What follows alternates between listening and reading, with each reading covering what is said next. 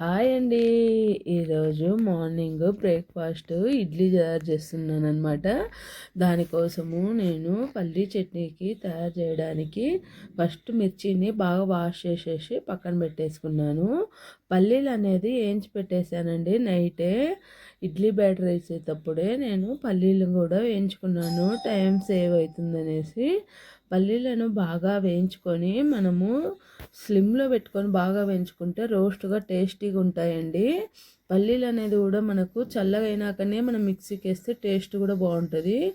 దానికోసం చింతపండు నానబెట్టాను. పల్లీలు, మిర్చి, ఉప్పు, పచ్చిమిర్చి అన్నీ వేసేసి బాగా గ్రైండ్ చేసేసుకొని పక్కకు పెట్టేసుకోవాలన్నమాట. చింతపండు అన్నీ కొంచెం లూజీగా వేసుకోవాలి. తర్వాత నేను ఇడ్లీ బ్యాటర్ను నైటే తయారు చేసి పెట్టుకున్నాను. చూడండి ఫర్మెంటేషన్ ఎంత బాగా వచ్చేసిందో. ఇలా తయారు కావాలి ఇడ్లీ పిండి. మీకు కావాలి అంటే ఎలా కొలతలు పెట్టాలో అనేది నేను చెప్తాను. ఎలా వేసుకుంటే ఎంత బాగా వస్తుందో అనేది ఒకసారి కామెంట్ చేయండి, చెప్తాను. సోలో పొడి వేసేసి కొంచెం వాటర్ దానిపైన వేసుకొని మనము మిక్స్ చేసుకోవాలన్నమాట.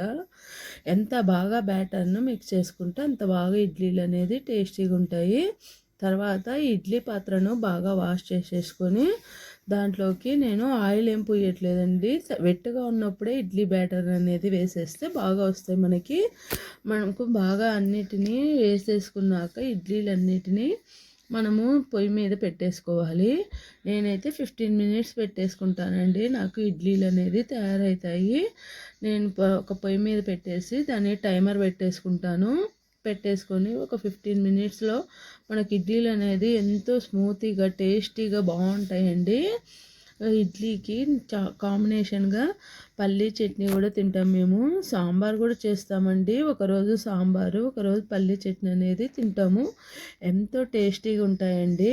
చూడండి ఎంత బాగా వచ్చేసాయి ఇడ్లీలు అనేది. మనకు ఆయిల్ పూసుకోవడం అవన్నీ కూడా అవసరం లేదండి. వెట్టి మీద వేసేసామంటే ఎంతో బాగుంటాయి. ఇడ్లీలు అనేది ప్లేట్లో తీసుకొని కొంచెం నెయ్యి వేసేసుకొని నేను దానికోసము ఇడ్లీ పౌడర్ అనేది తయారు చేశాను. కావాలంటే కామెంట్ చేయండి, చెప్తాను.